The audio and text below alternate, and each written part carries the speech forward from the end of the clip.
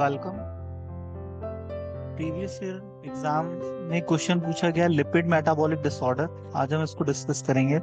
Lipid आप जानते हैं क्या होता है। हमारी बैलेंस डाइट में carbohydrate, lipid, protein, minerals, vitamin, ये सब हमारी डाइट में शामिल होना चाहिए, क्योंकि हमारे बॉडी में कार्बोहाइड्रेट एनर्जी के लिए, प्रोटीन बिल्डिंग ब्लॉक्स को डेवलप करने के लिए, लिपिड हमारे स्टेरॉयडल हार्मोन्स को बनाने के लिए, हमारे सेल के मेम्ब्रेन को बनाने के लिए जो फॉस्फोलिपिड का बना होता है, लिपिड की जरूरत पड़ती है।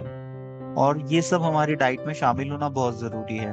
पर जब इनका प्रॉपर मेटाबॉलिज्म नहीं हो पाता, जिससे कुछ डिजीज और डिसऑर्डर जनरेट होते हैं, जिनको हम मेटाबॉलिक डिजीज डिसऑर्डर कहते हैं। तो लिपिड के मेटाबॉलिक डिसऑर्डर हम डिस्कस करेंगे। इसके पहले हमने लेक्चर में कार्बोहाइड्रेट का मेटाबॉलिक डिसऑर्डर डिस्कस किया था, जिसको हम डायबिटीज के नाम से जानते हैं, जिसमें ब्लड में ग्लूकोज का लेवल बढ़ जाता है, जिससे मरीज को डिफरेंट सिम्टम्स आते हैं। और हमने इसके ड्रग्स डिस्कस किए थे जो डायबिटीज के ट्रीटमेंट में यूज होते हैं, और डायबिटीज के टाइप्स देखे थे। आज हम इस लेक्चर में लिपिड के मेटाबॉलिक डिसऑर्डर डिस्कस करेंगे। आप जानते हैं लिपिड हमें ऑयली सोर्स से मिलता है। हम फूड में जो ऑयल ऐड करते हैं, सनफ्लावर ऑयल है, ग्राउंडनट ऑयल है, सोया ऑयल है, मस्टर्ड ऑयल है, ये सब ऑयल हम कुकिंग के लिए यूज करते हैं। इनको हम कुकिंग ऑयल्स भी कहते हैं। और ये ऑयल्स हमारी बॉडी में जाके फैट में कन्वर्ट होते हैं। ठीक है। हमारी बॉडी में 3 टाइप के लिपिड्स होते हैं। एक होता है आपका एलडीएल, जिसको हम लो डेंसिटी लिपोप्रोटीन कहते हैं। एक होता है एलडीएल, एचडीएल। एचडीएल मतलब हाई डेंसिटी लिपोप्रोटीन। और एक होता है VLDL, very low density lipoprotein. जब हम लिपिड प्रोफाइल टेस्ट करवाते हैं, तो ये तीनों की वैल्यू हम ब्लड में चेक कर सकते हैं कि कितने हैं हमारे लिए। एक होता है गुड कोलेस्ट्रॉल, एक होता है बैड कोलेस्ट्रॉल।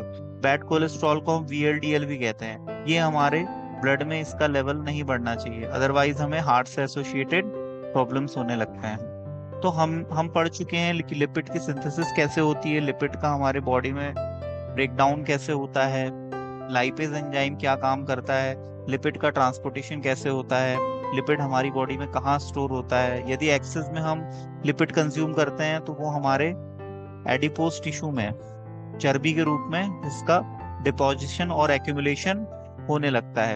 यदि हम लिपिड प्रोफाइल टेस्ट करें और किसी मरीज के रिपोर्ट में कोलेस्ट्रॉल का लेवल, ट्राइग्लिसराइड्स का लेवल यदि बढ़ा हुआ है, तो हम उसको हाइपर लिपिडेमिया कहते हैं। हाइपर लिपिडेमिया रिस्क फैक्टर होता है एथेरोस्क्लेरोसिस का। इसमें हमारी आर्टरीज ब्लॉक होने लगती हैं, जो महीन आर्टरीज होती हैं जिनका डायमीटर काफी कम होता है, उसमें इसके एक्यूमुलेशन की वजह से डायमीटर कम हो जाता है, जिससे खून का दौरा कमजोर पड़ जाता है और नरिशमेंट और ब्लड में ऑक्सीजन की सप्लाई प्रॉपर उस पर्टिकुलर टिश्यू और ऑर्गन को नहीं हो पाती है, जिस वजह से मरीज को हार्ट अटैक आ सकता है, ब्रेन स्ट्रोक हो सकता है। ब्रेन स्ट्रोक में ब्रेन में न्यूट्रिशन और ऑक्सीजन की सप्लाई रुक जाती है, जिससे ब्रेन फंक्शन करना बंद कर देता है, जिससे सडन डेथ भी हो सकती है मरीज की। तो एक मेटाबॉलिक डिसऑर्डर हुआ हाइपर लिपिडेमिया। हाइपर मतलब होता है ज्यादा, लिपिड मतलब होता है कोलेस्ट्रॉल का या ट्राइग्लिसराइड्स का हमारे ब्लड में लेवल बढ़ना। और यदि इसका लेवल एक रिस्क हाई रिस्क जोन से भी ज्यादा हो जाए, तो कोरोनरी हार्ट डिजीज भी हो सकती है। एक होता है हाइपर कोलेस्टेरॉल लेमिया। इसमें हमारे ब्लड में एलडीएल, लो डेंसिटी लिपोप्रोटीन का लेवल बढ़ जाता है। ये एक जेनेटिक फैक्टर होता है। जेनेटिक मतलब ऐसी डिजीज डिसऑर्डर जो एक पीढ़ी से दूसरी पीढ़ी में ट्रांसफर होते हैं। नेक्स्ट होता है हाइपर ट्राइग्लिसरेडाइडेमिया, मतलब ट्राइग्लिसराइड्स का लेवल बढ़ जाना। ये ओबेसिटी की वजह से होता है। ओबेसिटी मतलब मोटापा। मोटापा हमारी जरूरत के से ज्यादा खाना और सेडिमेंट्री लाइफ स्टाइल और बहुत ज्यादा मीठा खाना, कार्बोहाइड्रेट डाइट में ज्यादा शामिल करने से मोटापा आता है।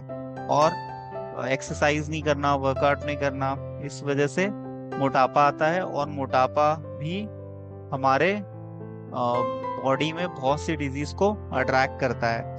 कुछ मरीजों में इंसुलिन का रेजिस्टेंस देखा जाता है। जो डायबिटिक पेशेंट होते हैं वो भी फूलने लगते हैं, उनको मोटापा आने लगता है। और पेनक्रियाज में यदि इन्फेक्शन हो जाए, जिसको हम पेनक्रियाटिस कहते हैं, या पैनक्रिया में सूजन आ जाए, इन्फ्लामेशन आ जाए, इस वजह से भी हाइपर ट्राइग्लिसराइडेमिया हो जाता है।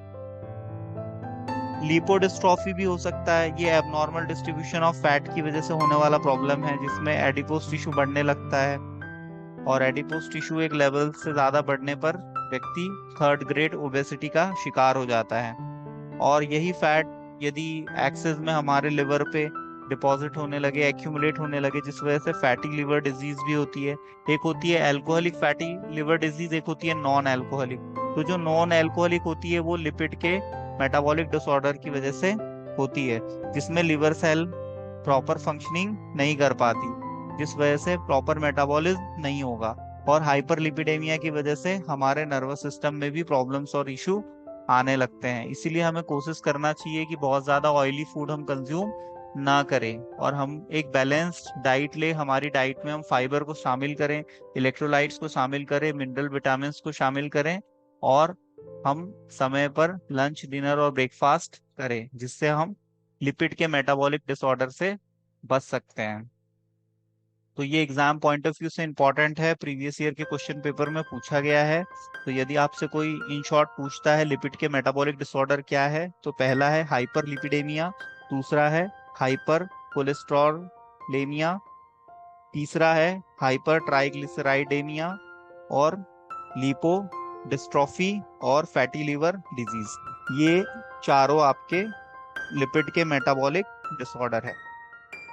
ट्राइग्लिसराइड्स के लेवल को कम करने के लिए हम स्टैटिन्स यूज करते हैं, जैसे एटोरवास्टैटिन है, और फाइब्रेट्स हम यूज करते हैं, जिसमें फेनोफाइब्रेट ड्रग आता है, जो कि हम 160 mg की स्ट्रेंथ में यूज करते हैं, ओडी। तो यहाँ पर हमने लिपिड के डिसऑर्डर कंप्लीट कर लिए हैं। होपफुली आपको समझ में आए होंगे। आप इस लेक्चर के बाद नोट्स बना लेंगे और इस टॉपिक को प्रिपेयर कर लेंगे। Thanks for attending this lecture. Next class में मैं ये आपसे पूछूंगा।